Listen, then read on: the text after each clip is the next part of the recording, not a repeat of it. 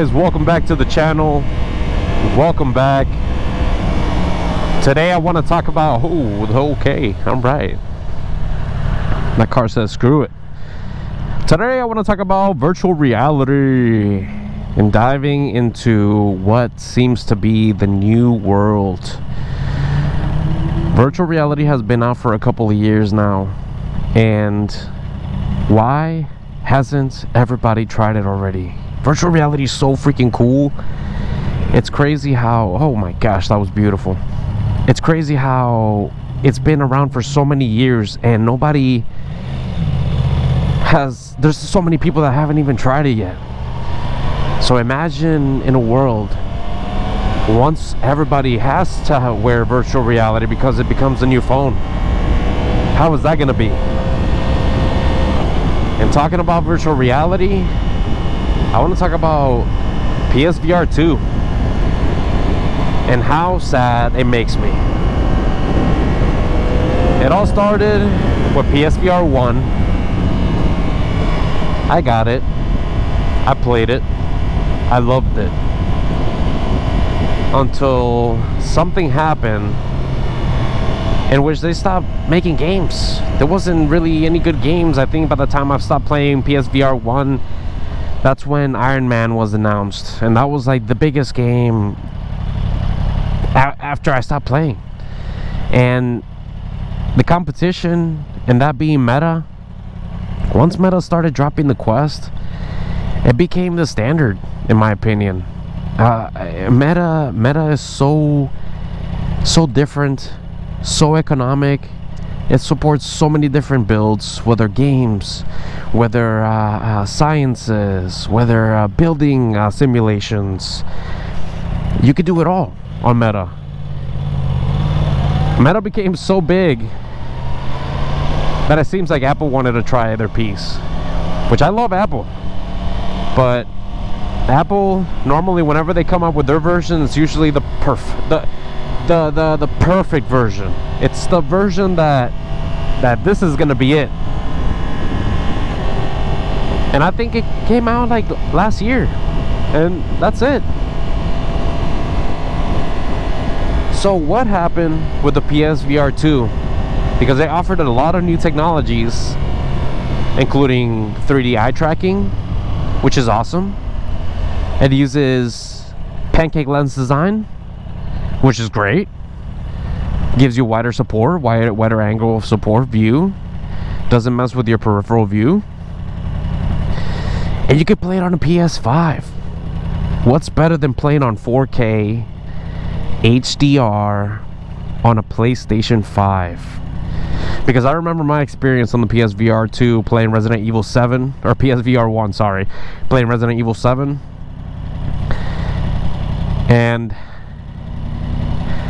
when you're looking down those stairs, you know what I'm talking about.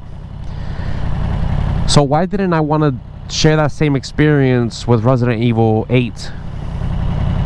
And the reason is because having gone through the PSVR 1, I already had an idea on how maybe it was going to go down. Of course, I don't know these things because I'm not an expert, but with time and the years, I mean, you kind of keep an eye on certain products and you have your own idea. So I wanted to wait a while, see how it was going to go for it, and then just go on from there. First of all, when it dropped, PSVR2, $550. How? Oh, okay. Hello, buddy. $550. How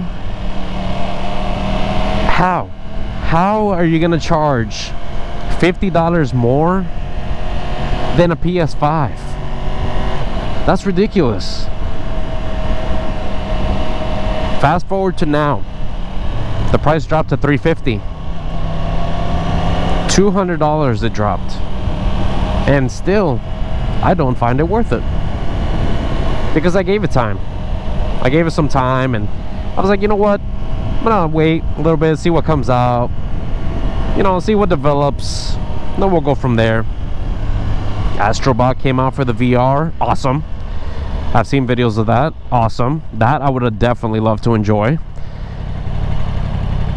But besides that, most of the games were shared with the Meta Quest 3 and the 2. So having already played the Quest and the Quest 2 and now playing the Quest 3, why would I change the setup for virtual reality from standalone to have to rely on a PS5 and have to have that on at the same time?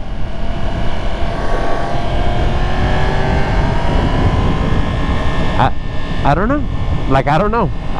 I wouldn't do that. I'm not gonna do that.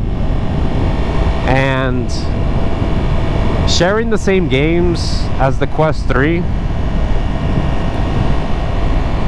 I'd rather play on the Quest 3. There are graphical differences between both consoles, the Quest 3 and the PSVR2. Of course, PSVR2 is gonna look better. But what's the difference between plugging in a PSVR2 to a PS5 and plugging in a Quest 3 to a PC? I mean, you'll have about the same. Prices, of course, are different. But with technology getting so much more advanced, and a PS5 Pro recently coming out and costing $700, there's